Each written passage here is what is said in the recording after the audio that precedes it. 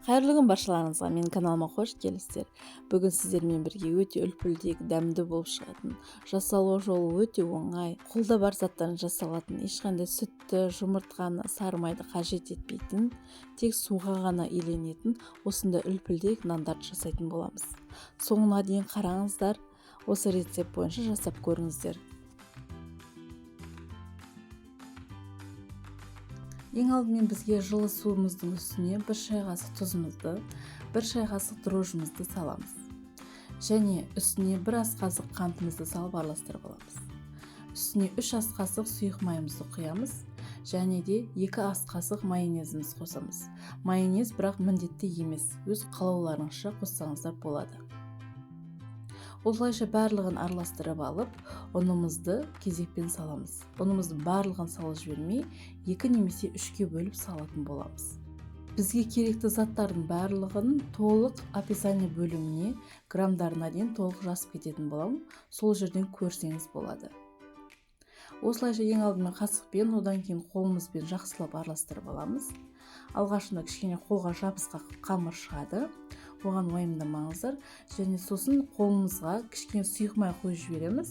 Сұйық май құю арқылы қолымызға жабыспай қамырды әдемі илейтін боламыз. Бізде осындай әдемі, жұмсақ қамыр иленіп шығады. Осы қамырымыздың бетін жауып, 1 сағат, 1,5 сағат көлеміне ашуға қойып қоямыз. Мінекей қамырымыз осындай әдемі көтерілген. Осы қамырымызды дастархан бетіне қоямыз. Дастарханына бетіне қойып, егер қолымызға дастарханға жабысатын болса, кішкене сұйық май тамыз жіберсеңіздер болады. Осы қамырымызды 4 бөлікке бөлетін боламыз. Бірдей бөлікке бөлуге тырысыңыздар. Сонда барлығы бірдей әдемі болып шығады. Осы бөлінген бөліктерімізді дөңгелетеміз. Барлығын дөңгелетіп, пергамент қағаз төселген формамызға қойып шығатын боламыз.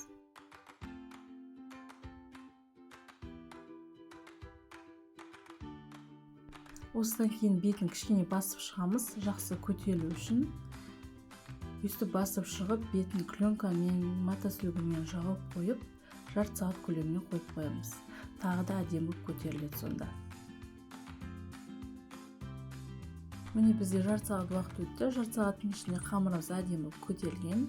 Көлем бойынша 2 есе, 3 есе болып көтерілген. Осы қамырларымызды қолымызды кішкене сулап алып, немесе майлап алып, орталарын өсті басып шығамыз. Нан көлемін береміз. Лепешка тәріздес болады. Сіздер шаншқымен бассаңыздар да болады.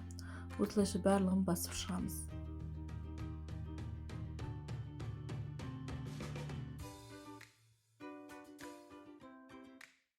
Енді бетіне жұмыртқамызды жағып шығамыз. Толығымен барлық жеріне жағамыз. Және бетіне дәнектерді сеуіп жібереміз. Мен кунжут пен мак септім. Өз қалауларыңызша басқа дәнектерді сепсеңіздер болады. Сеппесеңіздер де өте әдемі көрінеді.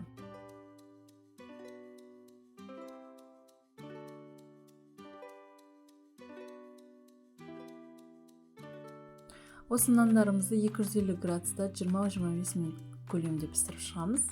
Әркім пеш әртүрлі, сондықтан қызарғанына қарай алатын боласыздар. Мінекей бізде осындай үлпілдегі жұп-жұмсақ нандарымыз дайын болды. Сары маймен жесеңіздер ыстық күйінде керемет кетеді. Менің видеом сіздерге ұнап жатса, немесе пайдалы болып жатса, каналыма тіркеліп қолдап кетіңіз.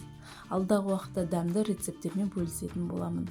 Соңына дейін көргеніңізге көп рахмет. Каналыма тіркеліп, лайк басып, комментарий қалдырып кетіңіз.